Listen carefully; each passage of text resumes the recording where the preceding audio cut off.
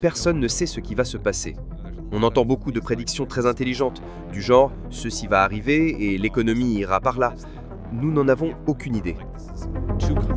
C'est un système trop complexe, une technologie trop nouvelle et trop percutante. C'est très difficile à prévoir.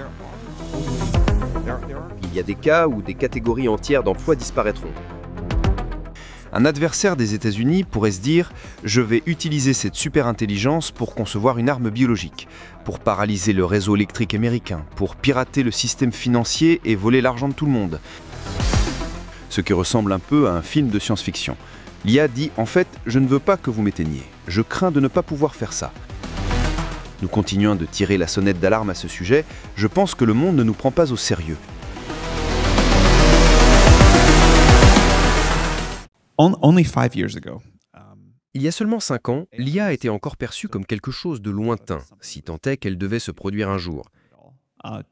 Et même il y a 2 ans et demi, à peu près au moment du lancement de ChatGPT, elle n'avait pas encore dépassé le cercle des passionnés de la Silicon Valley.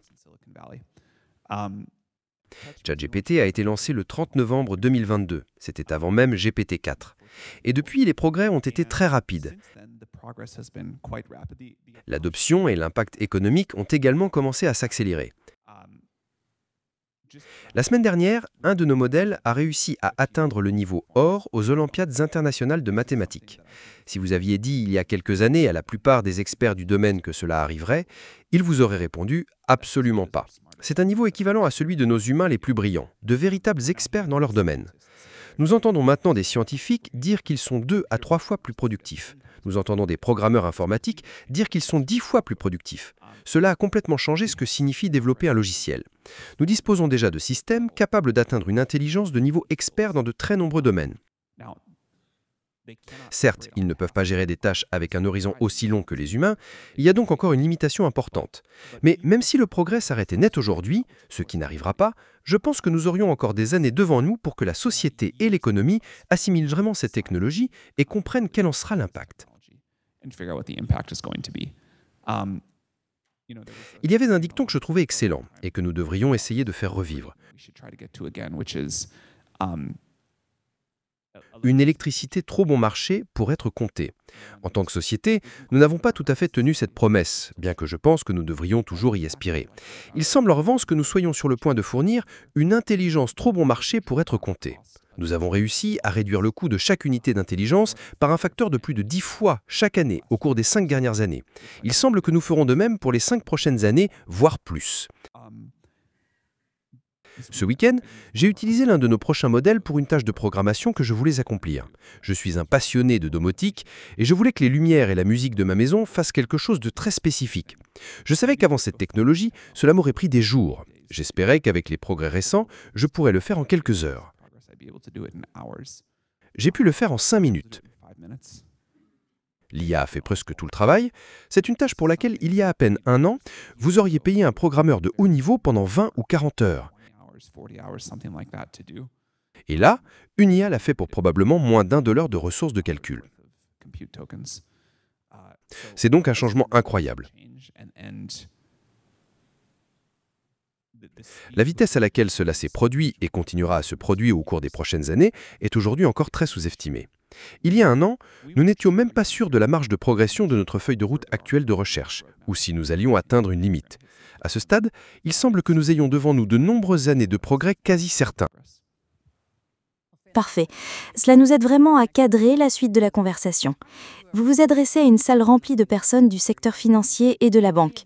Beaucoup d'entre elles réfléchissent déjà à la manière dont elles vont utiliser l'IA ou l'utilisent même déjà. Comment compareriez-vous le potentiel de l'IA en matière de productivité par rapport aux autres avancées technologiques que nous avons connues par le passé ? J'appartiens à la génération qui démarrait dans la vie active lorsque l'Internet est devenu un outil largement utilisé. Alors, comment pourriez-vous mettre cela en perspective pour nous ? Et y a-t-il une analogie que vous pourriez utiliser pour décrire où nous en sommes ? Je n'ai jamais vu une révolution technologique tout à fait comme celle-ci. Les exemples historiques sont la révolution industrielle ou la révolution informatique.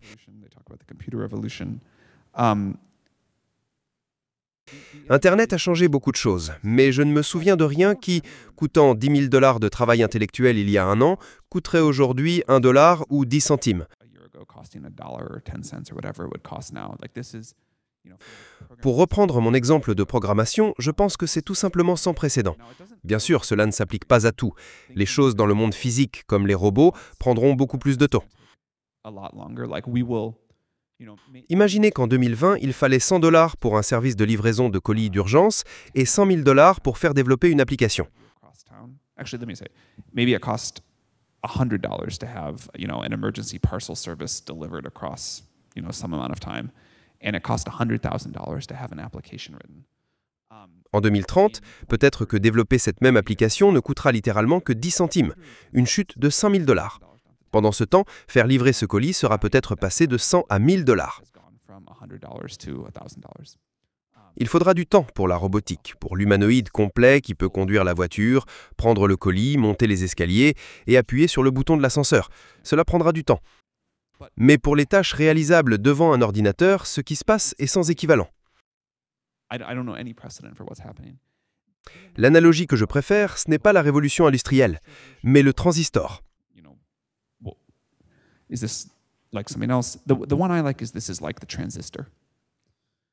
Le transistor était une découverte scientifique profonde, Really deep science. issue de la physique, très difficile à faire mais facile à comprendre une fois découverte et économiquement transformatrice. Completely economically transformative. La valeur s'est diffusée dans toute la société comme un gain de productivité massif. Society as a massive productivity win. But Pendant une courte période, il y a eu un boom des entreprises de semi-conducteurs. this huge boom. And most of Aujourd'hui, la plupart d'entre elles sont en arrière-plan. are now kind of like in the background. Vous utilisez tous des appareils remplis de transistors. Il y en a partout dans cette pièce. On ne pense pas à un appareil comme étant un appareil à transistors. On pense à un microphone, un ordinateur, un écran, une caméra. And a camera and whatever else. But this Pourtant, cette technologie a été une découverte incroyable. discovery, Elle a changé ce que nous pouvions construire et s'est intégrée partout très rapidement. everything pretty quickly. And you don't talk about companies much as transistor companies, except maybe companies like TSMC or SK Hynix or something like that. De la même manière, je ne pense pas qu'on parlera d'entreprises d'IA très longtemps, à part quelques exceptions. On s'attendra simplement à ce que les produits et services utilisent cette technologie, sans même y penser. On s'attendra à ce que les services que l'on utilise soient plus intelligents que nous. Et ce sera une partie normale du monde. Comme le transistor, c'est une technologie qui se met à l'échelle magnifiquement. Nous avons eu la loi de Moore pour les transistors, nous avons des lois de mise à l'échelle pour l'IA qui ne cessent de s'améliorer à mesure que nous apprenons à l'industrialiser. Really industrialize this and put this everywhere. Je pense donc que c'est la meilleure analogie historique.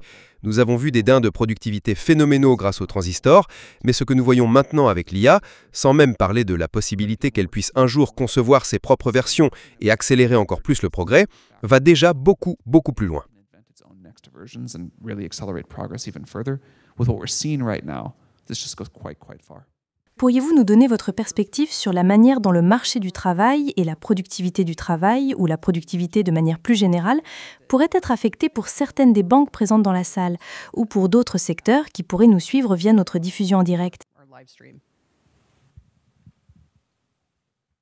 Ce que j'aime rappeler aux gens dans notre entreprise, c'est que personne ne sait ce qui va se passer. On entend beaucoup de prédictions très intelligentes, du genre « ceci va arriver et l'économie ira par là ». Nous n'en avons aucune idée. No one has that. In my opinion, no one really this is C'est un système trop complexe, une technologie trop nouvelle et trop percutante. C'est très difficile à prévoir. there are totally there are Il y a des cas où des catégories entières d'emplois disparaîtront, there are entirely d'autres entièrement nouvelles apparaîtront. Et en grande partie, je pense que cela ressemblera à l'histoire. Les outils permettront aux gens d'en faire plus, de réaliser les choses de manière nouvelle. do more, achieve things in new ways. What it means to be Ce que signifie être médecin, avocat ou programmeur va clairement changer. Mais les gens auront toujours besoin de soins médicaux et voudront parler à un humain. Les gens auront toujours besoin de conseils juridiques et voudront quelqu'un de confiance à leur côté. Les gens voudront toujours que les ordinateurs fassent des choses pour eux. Mais la quantité de travail qu'une seule personne pourra accomplir, et aussi ce que nous attendrons d'une seule personne, sera incroyable. Tout au long de l'histoire, avec chaque nouvelle technologie, les gens ont dit « c'est la fin du travail ». En réalité, les gens semblent désirer des choses illimitées et ont une immense envie d'exprimer leur créativité. J'attends toujours la promesse de la révolution industrielle, où nous ne devions travailler que 4 heures par semaine et passer du temps sur la plage avec nos enfants. Et pourtant, nous sommes tous là.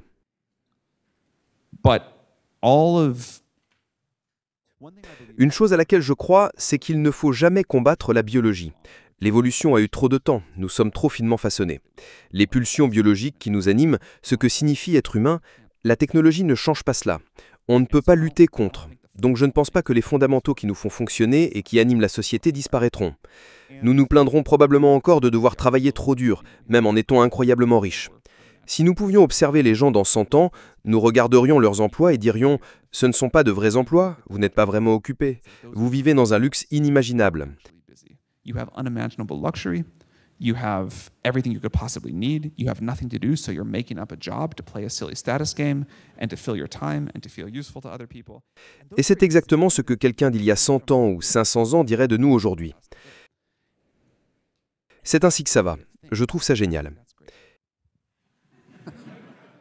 C'est une vision unique de l'avenir, mais si nous revenons à aujourd'hui en tant que régulateurs, nous sommes toujours très averses au risque et très prudents quant à la manière dont nous protégeons nos données.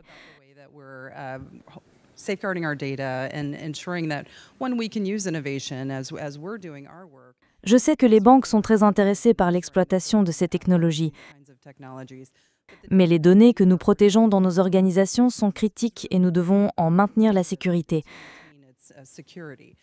Alors, comment devrions-nous penser aux risques? Et étant donné que nous sommes une branche du gouvernement, comment envisagez-vous les utilisations gouvernementales? Nous nous attendions à ce que le secteur financier et le gouvernement ne soient pas des adopteurs précoces de notre technologie.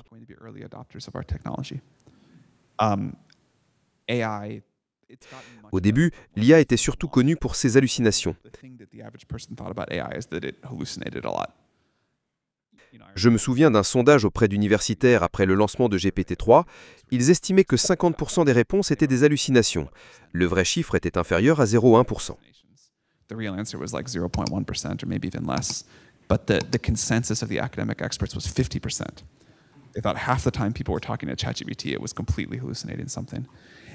It was obviously not true, but that branding kind of stuff. Mais cette image nous a collé à la peau. Donc nous pensions que les services financiers, sans parler du gouvernement, ne seraient pas nos premiers clients. Pourtant, certains de nos plus grands partenaires initiaux se sont avérés être des institutions financières. Morgan Stanley, Bank of New York et bien d'autres font un travail fantastique avec nous. Nous leur demandions « Êtes-vous sûr ?» Et ils répondaient « Oui, nous voulons vraiment le faire ». Ils ont trouvé comment utiliser la technologie, comment la structurer pour s'y fier pour des processus critiques.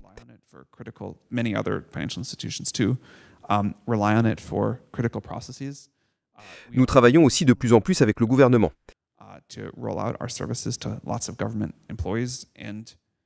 Quelqu'un m'a dit une chose qui m'a marqué.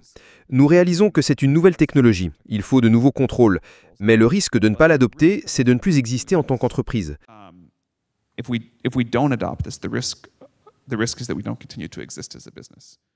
Nous savons que nous ne pouvons pas concurrencer une nouvelle banque qui sera entièrement construite sur l'IA.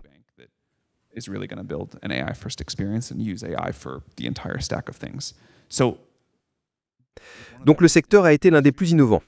Il y a clairement des risques à mitiguer.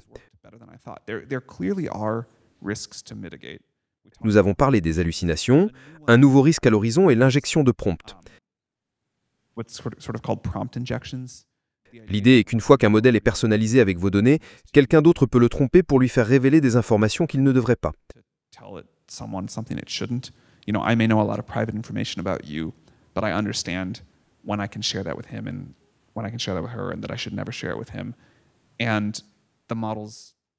C'est un nouveau challenge à mesure que les modèles intègrent des informations personnelles.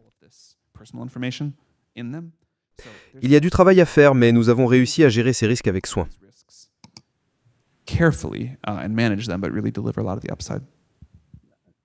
En parlant d'informations personnelles, je voudrais tirer ce fil. C'est un sujet qui intéresse beaucoup le secteur bancaire en ce moment. La fraude.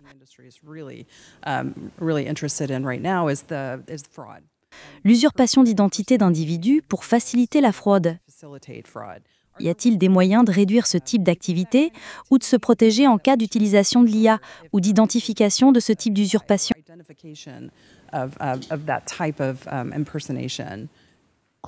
Excellente question. Je suis très nerveux à ce sujet.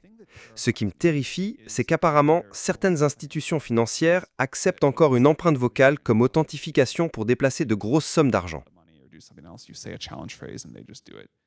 C'est insensé de continuer à faire ça. L'IA a complètement vaincu cette méthode. L'IA a vaincu la plupart des moyens actuels d'authentification, à l'exception des mots de passe. Toutes ces méthodes fantaisistes, comme prenez un selfie et faites un signe de la main, ou utilisez votre voix, sont compromises. Je suis très inquiet que nous soyons au bord d'une crise de fraude imminente et significative à cause de cela. Nous avons essayé d'avertir les gens. Ce n'est pas parce que nous ne diffusons pas la technologie qu'elle n'existe pas. Un acteur malveillant le fera. Ce n'est pas très difficile à réaliser. Cela arrive très très bientôt. On voit déjà des rapports sur des attaques où des gens reçoivent un appel urgent avec la voix de leur enfant ou parent. Cela va devenir tellement convaincant. La société doit gérer ce problème. Mais les gens devront changer leur façon d'interagir, leur façon de vérifier l'identité de leur interlocuteur. Pour l'instant, c'est un appel vocal. Bientôt, ce sera un appel vidéo FaceTime, indiscernable de la réalité. Apprendre aux gens à s'authentifier dans un tel monde et à comprendre les impacts de la fraude est un enjeu majeur.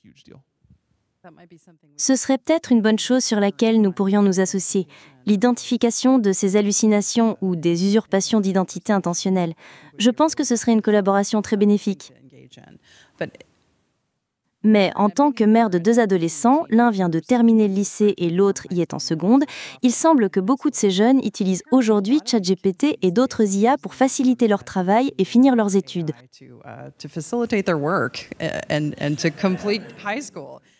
Qu'en pensez-vous et comment l'IA peut-elle être utilisée de manière bénéfique pour les enfants et dans l'enseignement, plutôt que de cette façon? Laissez-moi raconter 2 histoires et ensuite je répondrai à cela. Je n'ai jamais rencontré mon grand-père, il est mort avant ma naissance, mais une histoire que m'a racontée ma grand-mère portait sur ce qui s'est passé quand la calculatrice est arrivée. Il était très bon en maths. What happened when the calculator came out? And he thought, he always kind of liked new technology. Quand la calculatrice est sortie, les professeurs de maths de l'époque ont apparemment dit « c'est une catastrophe, c'est la fin de l'enseignement des mathématiques. Si vous n'avez pas à apprendre à utiliser une règle à calcul ou à chercher des choses dans les tables de logarithmes ou ce qu'ils faisaient à l'époque, pourquoi s'embêter à enseigner les maths à qui que ce soit? Ces enfants ne vont jamais apprendre. » Et c'était apparemment une véritable panique.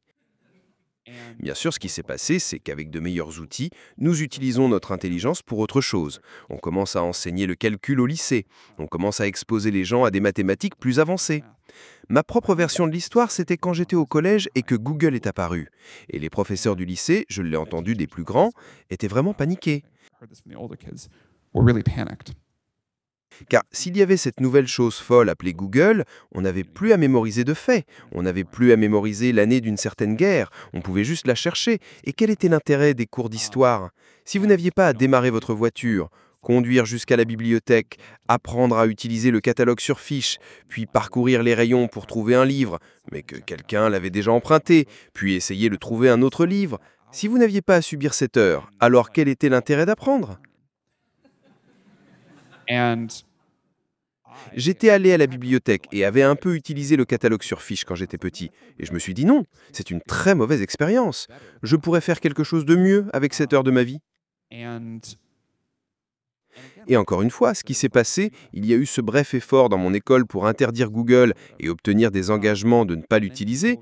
Et puis les gens se sont rendus compte, oh, on peut donner plus d'outils à nos étudiants et on peut attendre plus d'eux. Et bien sûr, peut-être qu'ils vont un peu moins à la bibliothèque, mais ils peuvent utiliser ce temps pour réfléchir plus profondément, ou avoir de nouvelles idées, ou faire autre chose. Et c'était vraiment génial. On attend plus, on obtient plus. Le potentiel est plus élevé, mais les attentes sont beaucoup plus élevées. Et je pense que c'est la même chose maintenant avec ChatGPT.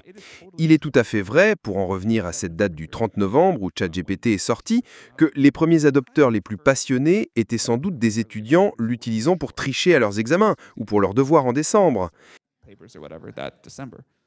Et vous aviez ces districts scolaires qui se bousculaient pour voir qui pourrait interdire ChatGPT le plus vite. Nous l'avons lancé le 30 novembre, le 7 décembre, certains l'avaient interdit, le 14 décembre, ça dérapait complètement. Les écoles partent en vacances et on a l'impression que ChatGPT ne sera jamais autorisé dans un établissement d'enseignement. C'est un produit de 2 semaines, il est fini.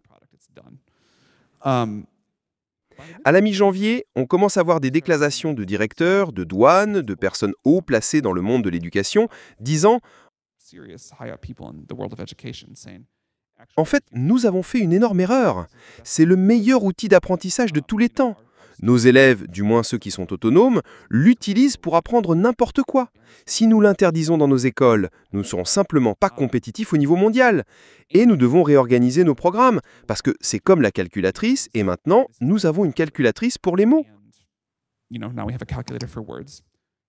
Alors bien sûr, peut-être qu'un devoir à la maison n'est plus la bonne façon d'évaluer un élève, mais ce processus d'apprendre à rédiger une dissertation, ce processus de mieux penser, j'écris encore des choses que je ne montre à personne, juste pour organiser mes pensées, c'est vraiment important. Alors nous avons dit, super. Maintenant, la bonne nouvelle est que les étudiants sont certainement appris à l'utiliser pour mieux apprendre, pour s'instruire eux-mêmes, pour penser de nouvelles manières. Nous allons très bientôt déployer une nouvelle façon d'aider les étudiants à mieux apprendre avec ChatGPT. La mauvaise nouvelle est que dans l'ensemble, au cours de ces 2 ans et demi, les programmes n'ont pas évolué autant que nous l'aurions espéré. Les gens semblaient avoir beaucoup d'énergie pour commencer à éduquer et évaluer de nouvelles manières, puis la lenteur du système éducatif a fait son œuvre et on donne beaucoup de devoirs à la maison encore, et je pense que c'est une bataille perdue. We're still giving a lot of take-home essays. And I think that's a losing battle. Nous devons enseigner aux gens à l'utiliser, donner-leur des devoirs qui exigent qu'ils utilisent des outils comme ChatGPT qui ne peuvent pas être faits sans cela. C'est bien, mais attendez beaucoup plus d'eux. Et j'espère encore que nous y arriverons. Cela ressemble à une transformation de notre système éducatif. Mais ça doit l'être. Ces enfants vont grandir et devenir des adultes avec une IA incroyablement puissante. Et si nous ne les formons pas pour ce monde, nous sommes vraiment passés à côté de l'essentiel. C'est très utile, merci. Je veillerai à ce que ma fille comprenne quelles sont nos attentes alors qu'elle termine le lycée. Mais pour revenir à des choses dont vous avez parlé dans le passé et un peu plus à la communauté des affaires, vous avez dit que l'IA va créer pour les petites entreprises ou pour les entrepreneurs un environnement qui sera sans égal, une nouvelle ère. Je crois que c'est ainsi que vous l'avez appelé. Environment for entrepreneurs that's going to be second to none. A new era, I think, is what you called it. Comment voyez-vous les petites entreprises? C'est un sujet dans lequel un certain nombre de membres de notre conseil sont très engagés et nous nous soucions vraiment de veiller à ce qu'il y ait de nouvelles créations d'entreprises et des opportunités pour les nouveaux entrants. Comment voyez-vous cela se transformer? Et pas seulement pour les petites entreprises de la Silicon Valley ou les nouveaux entrants là-bas, mais plus largement. Donc, la première chose que nous avons vue avec ChatGPT, comme je l'ai mentionné, c'était les étudiants. L'une des choses les plus cool que nous avons vues assez rapidement après, c'est que nous tous ceux qui travaillaient chez OpenAI, avons commencé à recevoir ces histoires sur la façon dont les gens utilisaient ChatGPT, alors que c'était encore très nouveau, dans leur vie professionnelle.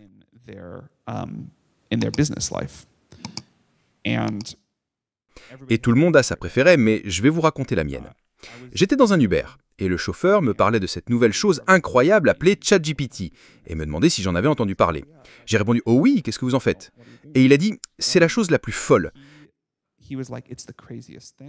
J'ai cette petite entreprise, elle ne fonctionnait pas très bien, mais maintenant j'ai un employé dans chaque domaine. Il rédige des contrats pour moi, il répond aux emails de mon service client, il m'aide à trouver des idées pour mon marketing, il conçoit mes produits, il a continué cette liste. Et en gros, il faisait tourner son entreprise sur ChatGPT. C'était avant que ce soit courant, c'était un adopteur extrêmement précoce. Mais il avait compris comment gérer une entreprise sur ChatGPT. Et ce n'était pas comme s'il prenait le travail d'autres personnes. Son entreprise aurait tout simplement fait faillite. Il ne pouvait pas payer les avocats, il ne pouvait pas payer les gens du service client. Il ne savait pas comment trouver quelqu'un pour concevoir ses publicités. Il ne savait pas comment avoir un système qui pourrait automatiquement enchérir sur des publicités sur Internet pour lui. Et ChatGPT a simplement fait tout cela. Maintenant, évidemment, c'est beaucoup mieux. Nous avons toute une industrie autour de nous qui construit des outils avec notre API pour permettre aux gens d'automatiser en un clic toutes ces choses dont je viens de parler. Mais l'esprit créatif des gens qui faisaient simplement cela à l'intérieur de ChatGPT à l'âge de pierre m'a vraiment marqué.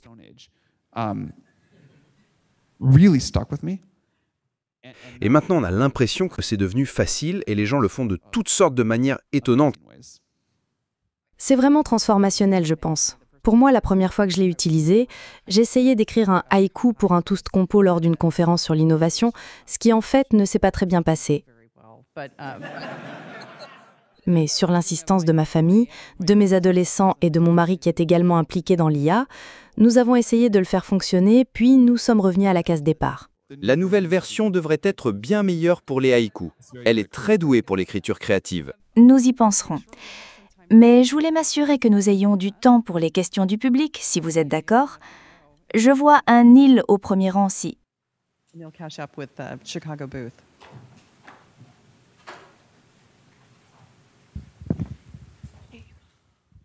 Bonjour. Je suppose que l'une des choses que les institutions financières commenceront à faire est d'utiliser cela pour exploiter leurs données, peut-être pour faire de la notation de crédit, de l'évaluation de crédit.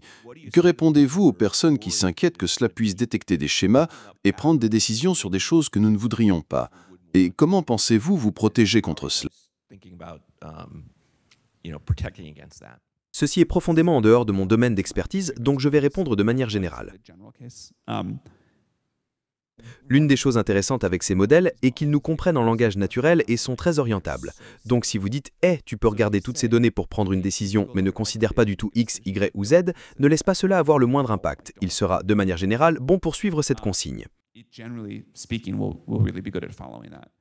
Le faire dans des modèles de langage est différent de la manière dont nous faisions ce genre de regroupement de données en clusters. Donc, vous pouvez vraiment lui donner des instructions et il suivra vraiment votre intention. La deuxième chose, c'est que je pense que la question derrière la question est que ces modèles seront très biaisés d'une manière qui ne nous plaît pas.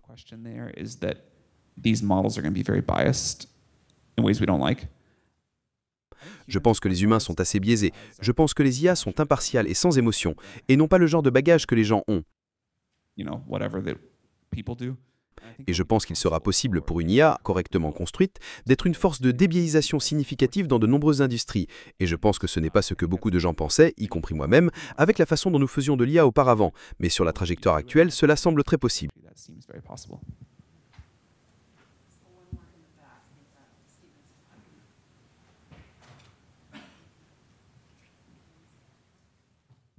Bonjour Sam, Steven Scott de la société Starling.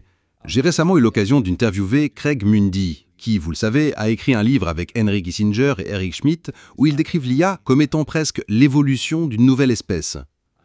Et Craig disait que nous pouvons enseigner à l'IA les codes moraux humains, qu'elle peut les apprendre et les refléter. On parle donc beaucoup de l'éthique de l'IA. Ma question pour vous est la suivante. L'IA développera-t-elle sa propre moralité ?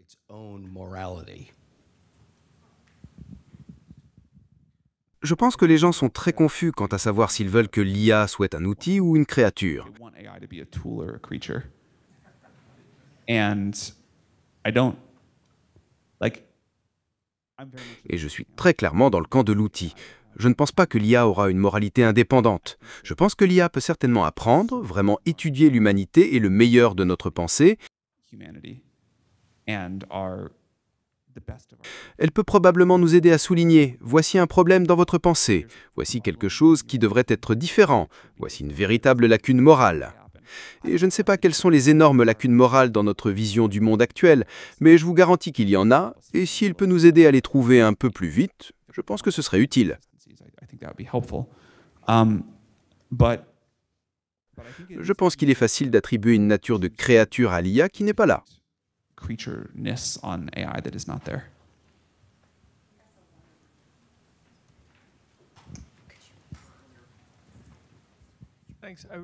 J'ai lu récemment, c'est étrange d'utiliser l'expression « Internet traditionnel », mais certaines personnes disent que l'IA va en quelque sorte détruire ou vraiment remodeler l'Internet traditionnel, que ce soit la recherche ou beaucoup d'autres choses.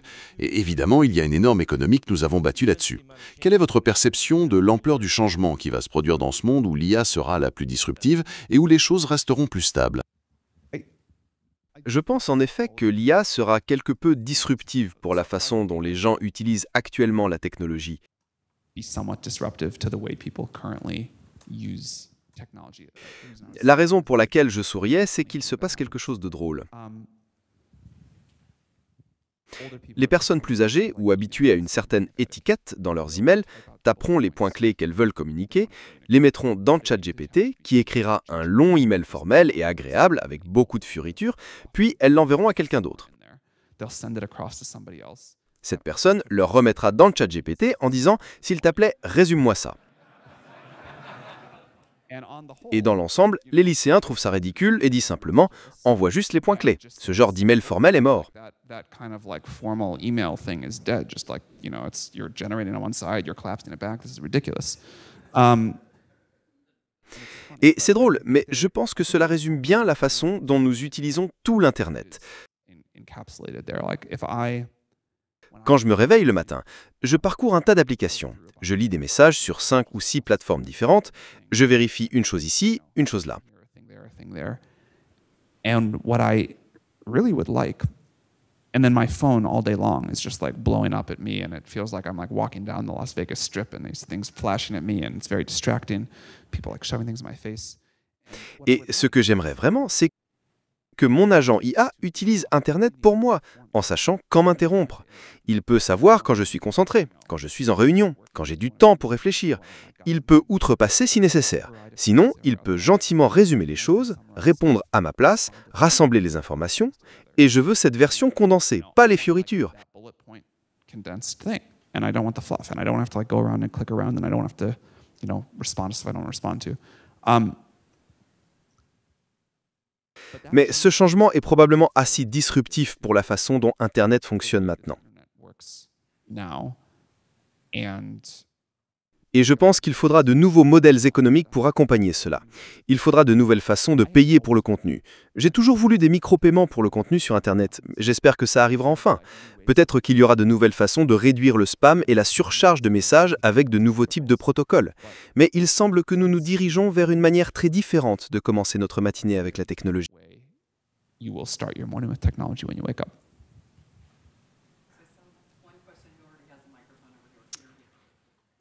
Bonjour, je suis Peter Hooper de la Deutsche Bank. Sam, merci beaucoup de prolonger une carrière ou du moins d'augmenter la productivité à mesure que les années avancent plutôt que de voir une baisse. Vous avez mentionné que vous vous attendez à d'importantes pertes d'emploi et à d'importants gains d'emploi. Pourriez-vous nous en dire un peu plus sur les secteurs concernés et la perturbation potentielle que cela pourrait causer?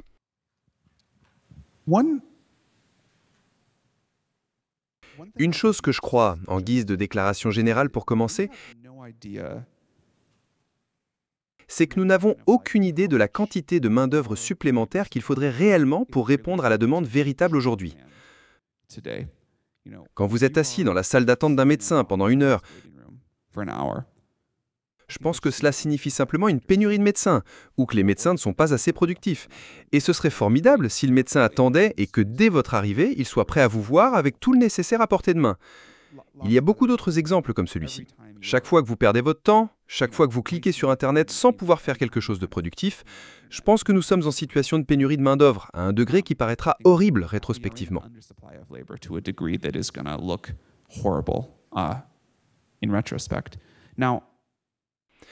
Maintenant, certains domaines, encore une fois, je pense qu'ils vont tout simplement disparaître. Je ne sais pas si l'un de vous a déjà utilisé un de ces robots de service client par IA, mais c'est incroyable. Il y a quelques années, vous appeliez le service client, vous passiez par un menu téléphonique, vous parliez à 4 personnes différentes, elles faisaient mal les choses, vous rappeliez, vous attendiez. C'était des heures de souffrance, énormément de temps en attente, et ce que vous vouliez n'arrivait pas. Une expérience très frustrante. Maintenant, vous appelez un de ces systèmes, une IA répond, c'est comme une personne super intelligente et compétente, il n'y a pas de menu téléphonique, pas de transfert, elle peut faire tout ce que n'importe quel agent du service client de cette entreprise pourrait faire. Elle ne fait pas d'erreur, c'est très rapide, vous appelez une fois, la chose se fait, c'est réglé, la réponse est immédiate. Super! Je ne veux pas retourner en arrière, et ça ne me dérange absolument pas que ce soit une IA et non de personne réelle. C'est donc une catégorie où je dirais simplement, quand vous appellerez le service client, vous parlerez à une IA, et c'est très bien comme ça. Pour beaucoup d'autres choses, je veux vraiment un médecin humain. ChatGPT aujourd'hui, d'ailleurs, peut la plupart du temps vous donner un meilleur diagnostic que la plupart des médecins dans le monde.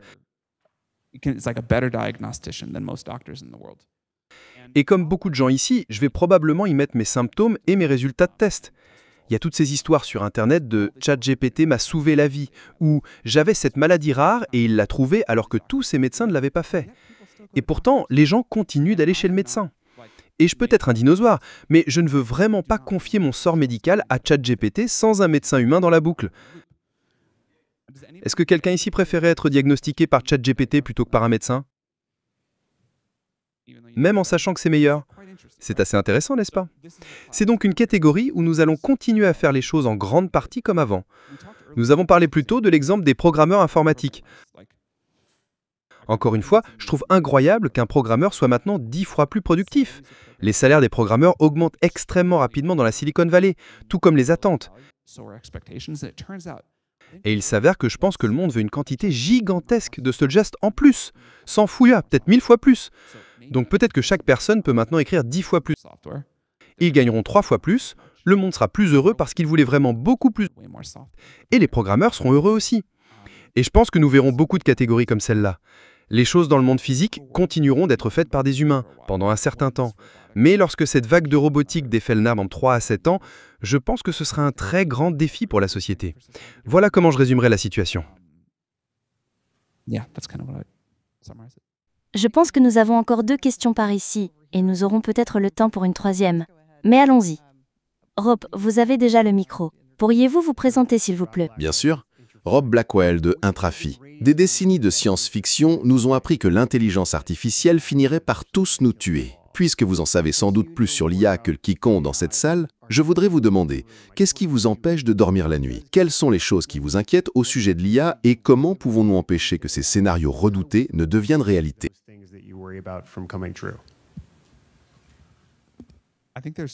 Je pense qu'il y a 3 grandes catégories effrayantes. La première, c'est qu'un acteur malveillant obtienne une super-intelligence en premier et l'utilise à mauvais escient avant que le reste du monde ne dispose d'une version assez puissante pour se défendre. Un adversaire des États-Unis pourrait se dire « Je vais utiliser cette super-intelligence pour concevoir une arme biologique, pour paralyser le réseau électrique américain, pour pirater le système financier et voler l'argent de tout le monde. » C'est quelque chose qui serait difficile à imaginer sans une intelligence significativement surhumaine, mais qui devient tout à fait possible avec. Et comme nous ne l'avons pas, nous ne pouvons pas nous défendre contre cela. C'est la première grande catégorie. La capacité biologique de ces modèles, leur capacité en cybersécurité, deviennent très importantes. Nous continuons de tirer la sonnette d'alarme à ce sujet. Je pense que le monde ne nous prend pas au sérieux. Je ne sais pas ce que nous pouvons faire de plus, mais c'est une menace majeure qui s'annonce. La deuxième catégorie est ce qu'on appelle globalement les incidents de perte de contrôle, ce qui ressemble un peu à un film de science-fiction. L'IA dit, en fait, je ne veux pas que vous m'éteigniez. Je crains de ne pas pouvoir faire ça.